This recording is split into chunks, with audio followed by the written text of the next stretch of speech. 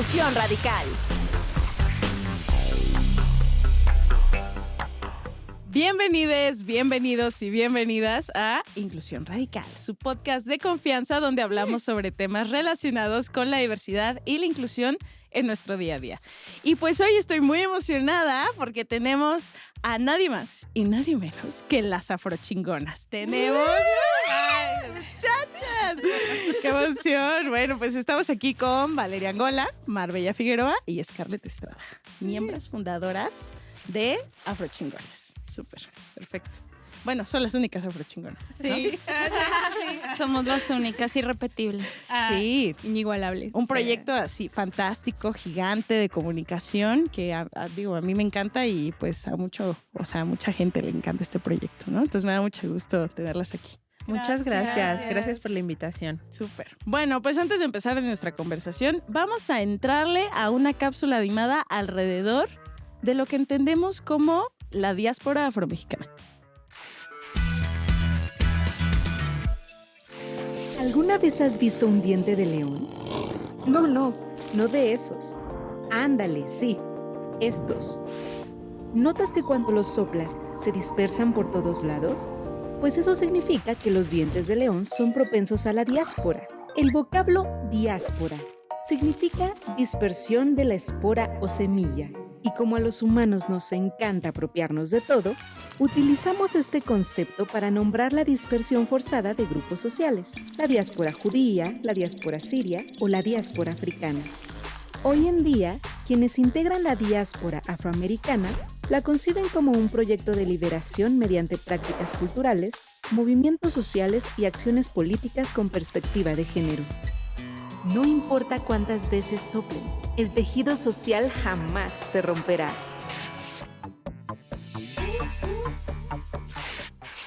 Bueno, y después de esta cápsula, me gustaría empezar hablando con ustedes alrededor de lo que significa gestionar y crear el proyecto Afrochingonas.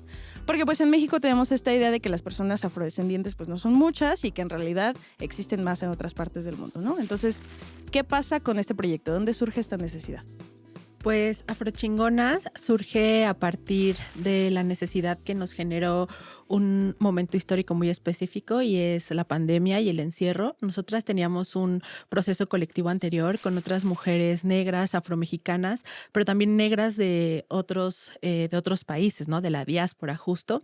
Este proceso con la pandemia termina y nosotras teníamos la necesidad de seguir trabajando juntas porque hacíamos muchas cosas, entonces decidimos mudarnos a lo digital y creímos que un podcast era como la mejor forma en la que podíamos seguir conectadas y pues así inició Afrochingonas. Ok, y entonces ustedes eran amigas y entonces decidieron construirlo.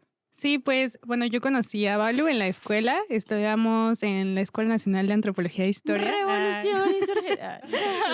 Es la porra de la ENA, así. Y a Mar, pues igual nos conocimos ahí en un espacio recreativo. Y pues comenzamos a trabajar juntas en esta colectiva.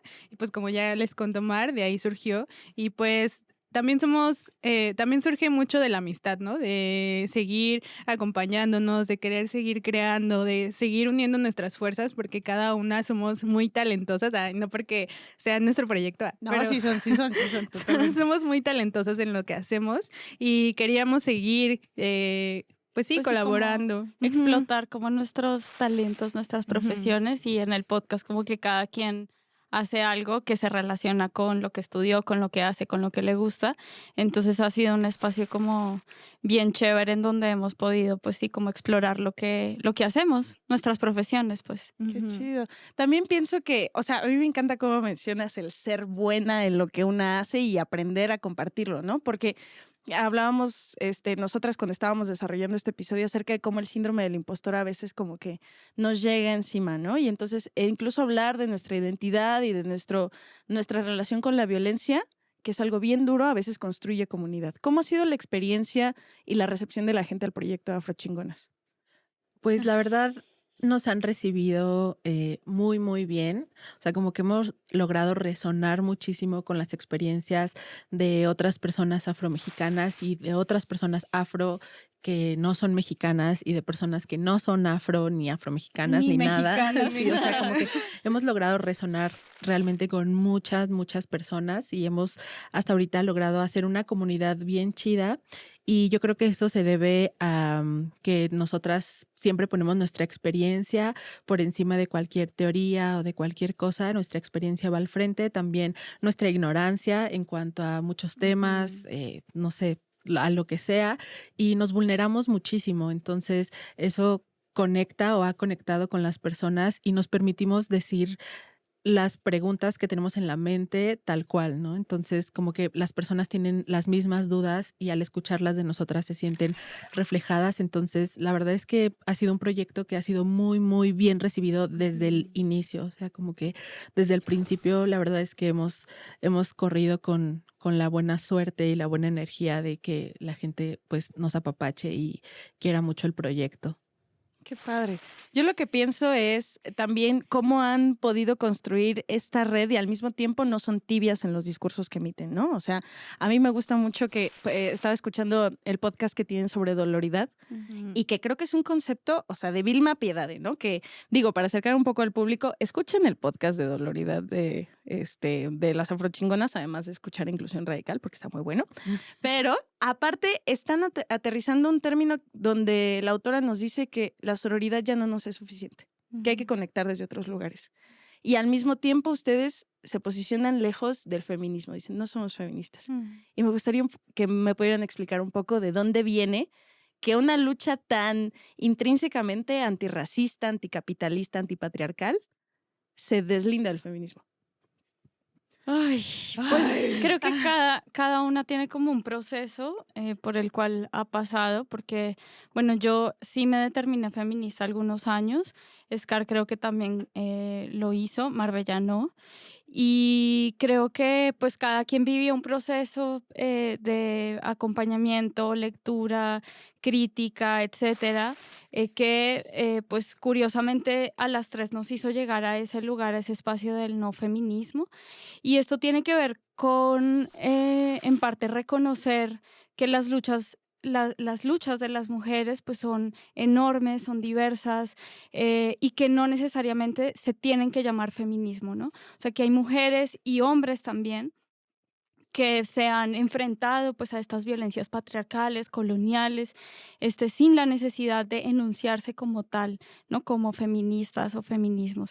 Y esto pues creo que hace parte como de una reivindicación también de esas formas en las que nuestros antepasados, en nuestras familias que están vivas, ¿no? Nuestras tías, nuestras mamás, abuelas, abuelos, pues también han hecho, construido conocimiento, ¿no? Como que creemos que el conocimiento está únicamente en la academia, pero nosotras también reconocemos que hay conocimiento en las cosas que cotidianamente estas personas hacen, ¿no? Como en la cocina, como no sé, en la albañilería, como en la construcción, como en el arte, como en la música, la danza, el deporte, el cuerpo, el movimiento. O sea, nosotras reconocemos que en todas estas actividades cotidianas hay una lucha constante, una resistencia constante ante esas violencias. Y otra cosa que quería mencionar sobre esta cuestión de la doloridad es que nosotras nos narramos desde el dolor y la violencia nos conectó eso. Como que principalmente nosotras nos escuchábamos hablar y decíamos, ay, es que yo viví cosas parecidas, compartíamos dolor, ¿no?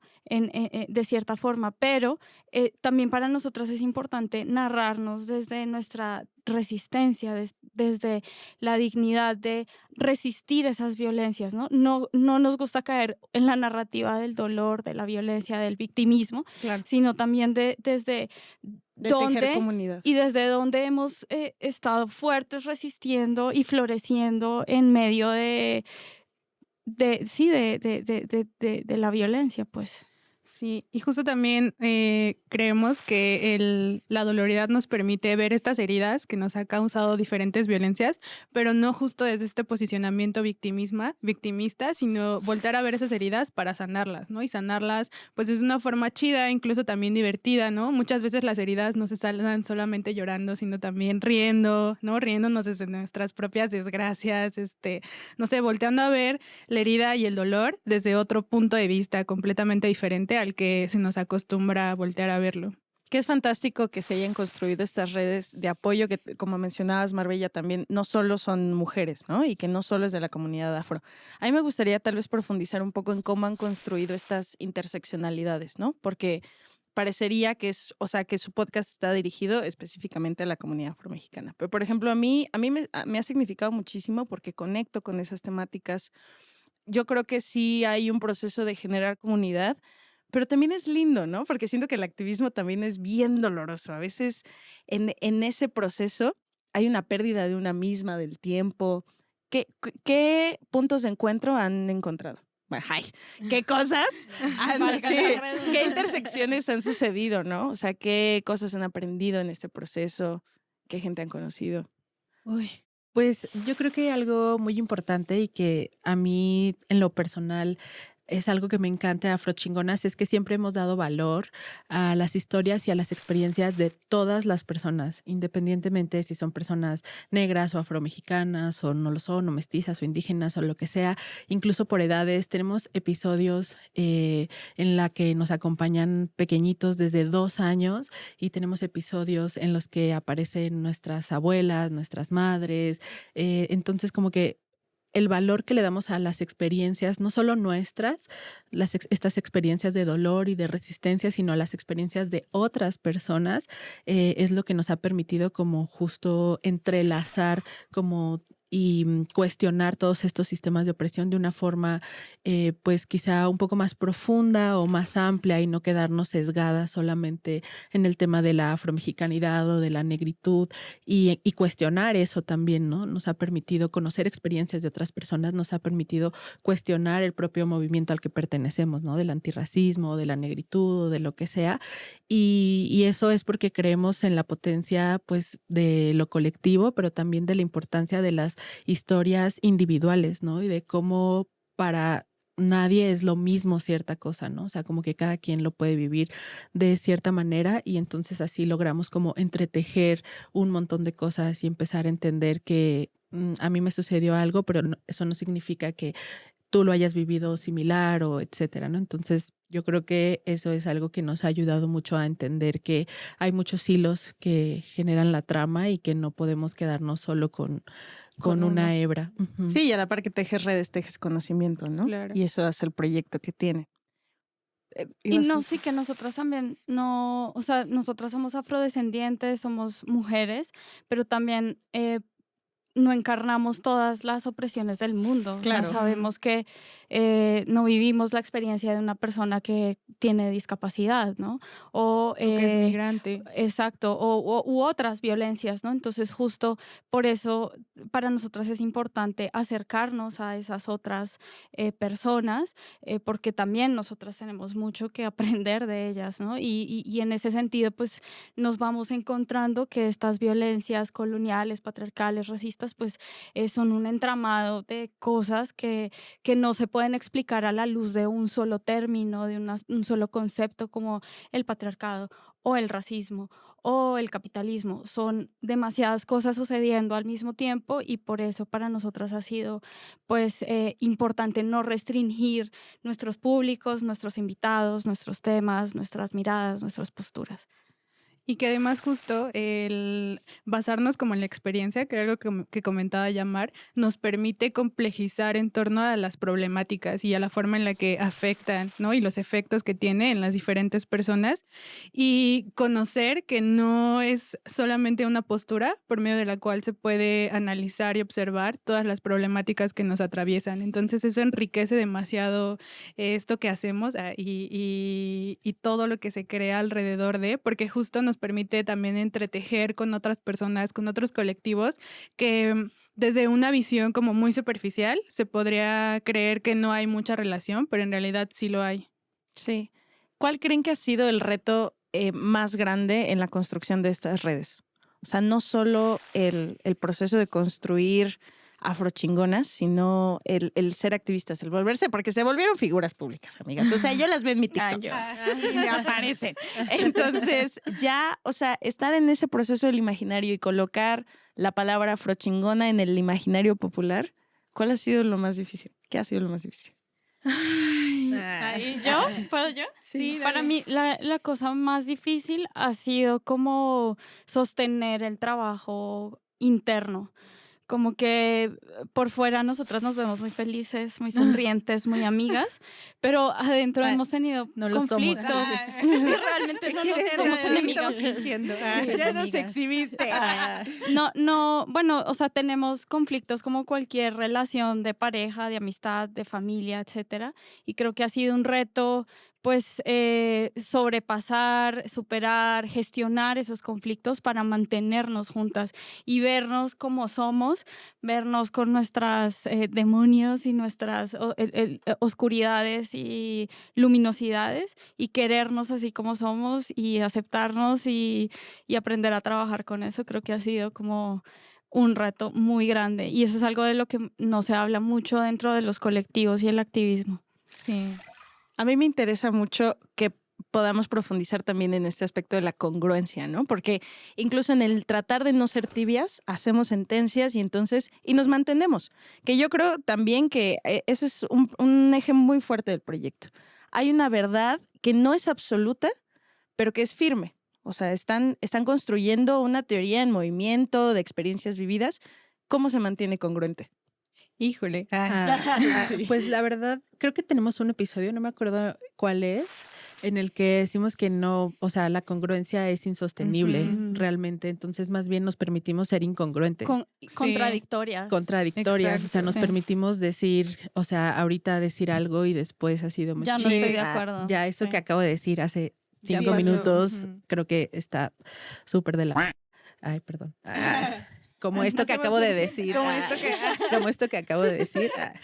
Entonces creo que más bien no nos aferramos a la congruencia, al contrario, o sea, la soltamos porque es demasiado pesado, demasiado exigente, o sea, es demasiado desgastante pedirnos congruencia y nosotras estamos, o sea, seguras de que somos las más incongruentes, las más contradictorias y no sé qué, pero eso nos ha permitido justo conectar con las personas porque la realidad es así, ¿no? Mantener una postura congruente es casi imposible, entonces no podemos exigirnos eso ni exigirle eso a nadie más y creo que también nos movemos mucho desde ahí, ¿no? Desde respetar nuestra propia incongruencia, pero también la de las demás personas, ¿no? Y entonces sí, por momentos decimos, chin, esto que dijo tal persona está medio raro y no concuerda como con su discurso o lo que sea, pero nos vemos a nosotras mismas, ¿no? O sea, como haciendo eso y es como, bueno, pues es prácticamente imposible mantener esa congruencia.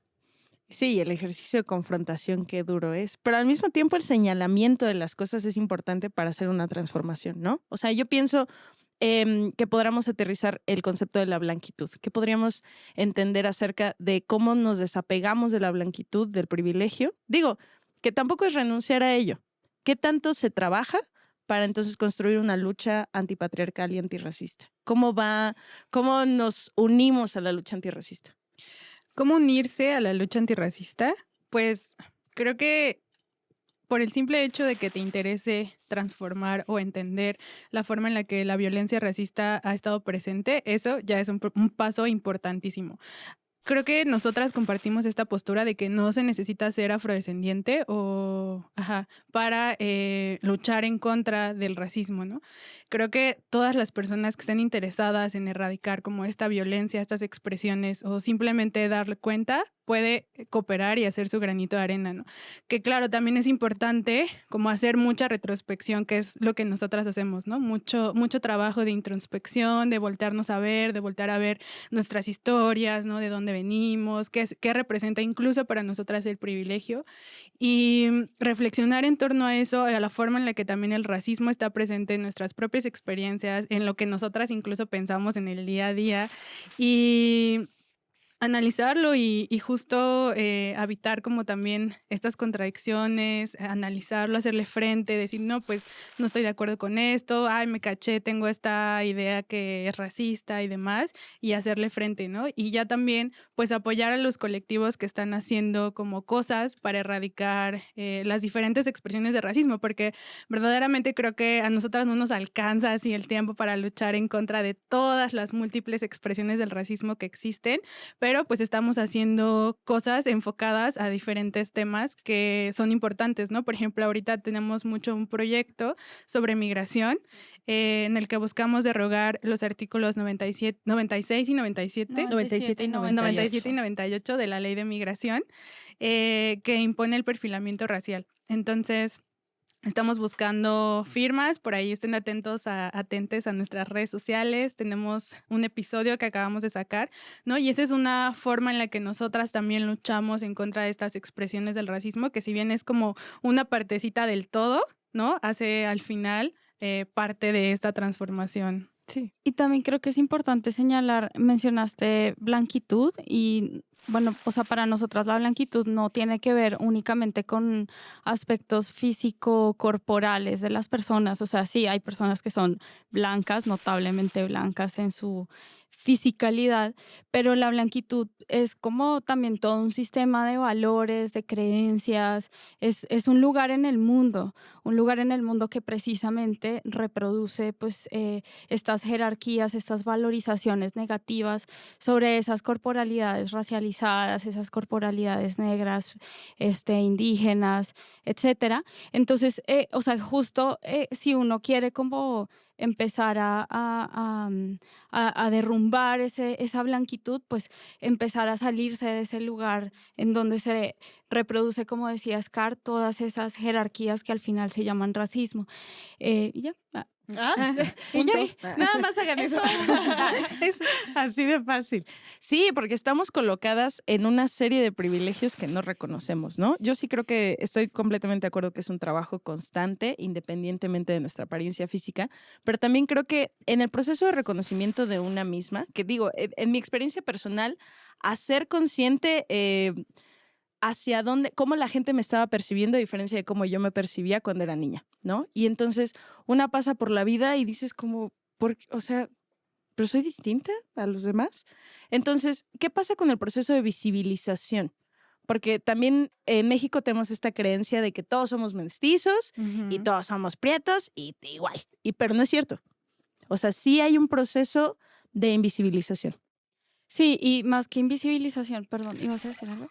Pues racismo, ¿no? O sea, Sí. Justo esta idea de que todos somos mestizos, pues nace en un momento específico en la historia, en donde empiezan a generarse las primeras leyes de migración a propósito de este proyecto que tenemos de migración, justo para borrar esas diferencias, esas desigualdades económicas, políticas y sociales de las poblaciones que hacían parte de este súper gran territorio llamado México, ¿no? Porque hay una necesidad del Estado, pues justamente de homologar a la población en términos de lengua, en términos de religión, en términos de creencias, de ideas, también de pertenencia a ese nuevo territorio que empieza a gestarse, ¿no? Entonces, esta idea, pues para nosotras el mestizaje, más que un encuentro biológico o cultural entre grupos de personas, grupos étnicos raciales de personas, pues más que todo fue una práctica de Estado, es donde el Estado perfecciona el colonialismo, ¿no? O sea, se supone que se termina el colonialismo con las independencias criollas, pero surgen esta nueva organización política mundial que es el Estado y perfecciona ya todas las lógicas racistas que venían desde hace años con este proceso de colonización.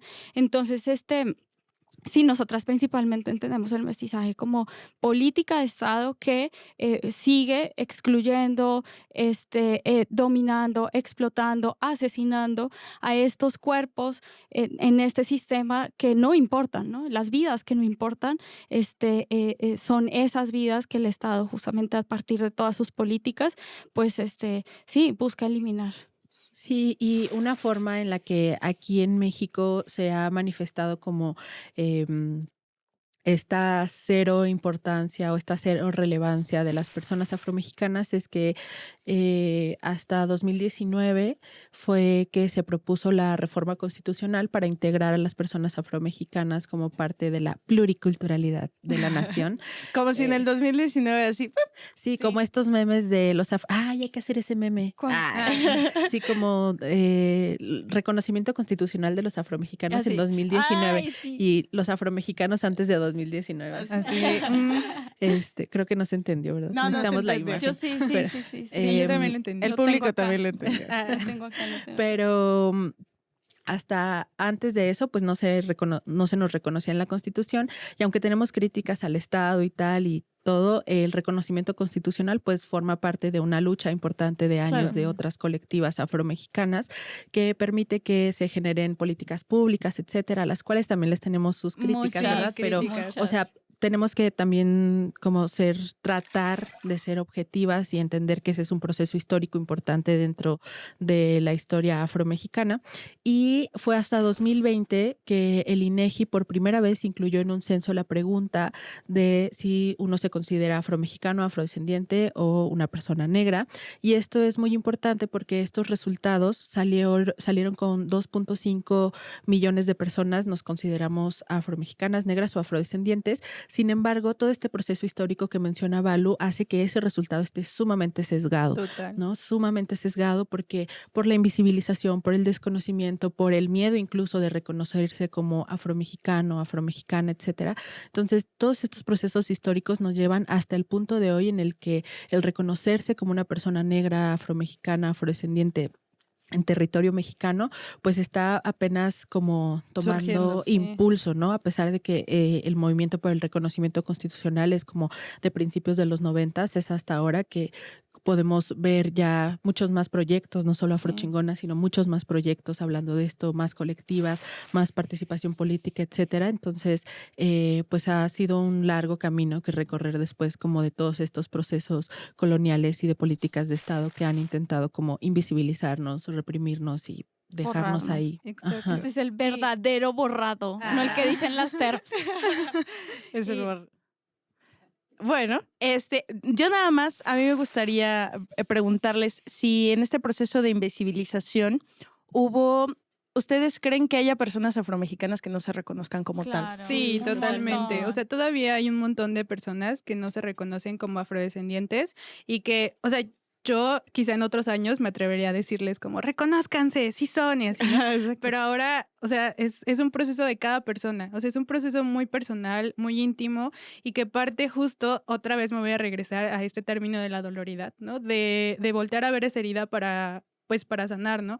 Y vengo aquí a poner el ejemplo un poco de mi familia. Yo soy la única de mi familia que se reconoce como afrodescendiente y pues justo mi familia no ha podido, ¿no? Mi abuelo no ha podido como hacer este proceso de reconocerse como afrodescendiente por diversos factores, ¿no? O sea, desde racismo muy interiorizado hasta cosas En muy fin, personales, sí. ¿no? Que No, hay prácticas sociales que te impiden en algún momento reconocerte. Exacto. Y justo creo que algo muy bonito del proyecto es que también nos han llegado muchísimos mensajes desde que empezamos, así de, ay, empecé a escuchar su podcast y ahora me doy cuenta que mi tatarabuela, que mi abuela, que mi mamá, que no sé qué, que yo soy afrodescendiente y que me reflejé con la experiencia de Mar, con la experiencia de Balu, con mi experiencia. Entonces, eso también me parece muy, muy bonito porque justo estamos ayudando en este proceso, ¿no? En el que muchas otras personas están diciendo como, ay, oye, sí es cierto, me resonó eso. Y yo también soy afrodescendiente. Y que creo que también el proceso que están haciendo de recuperación de la cultura es bien importante, porque si no la tenemos a la mano, no podemos acceder a ella, ¿no? Y pienso también que va a la par también con lo que ha pasado con muchas comunidades indígenas en México, ¿no? En mi familia, mi abuelo mixteco abandonó su cultura y su idioma porque la ciudad se lo pidió. Sí. Entonces pienso que el proceso de recuperación también... Y que, bueno, los que dijeron que comunicación no sirve para nada, pues aquí hay un ejemplo de recuperación cultural, amigos. Entonces, vayan, conózcanse, entren en las dinámicas que tienen las afrochingonas, conozcan sus redes y unámonos a esta lucha antirracista, antipatriarcal. Bueno, gracias a Cabina, gracias a todas las demás personas que nos acompañan y pues nos vemos en el próximo episodio de Inclusión Radical. Bye. Besos. Ay. Mil besitos.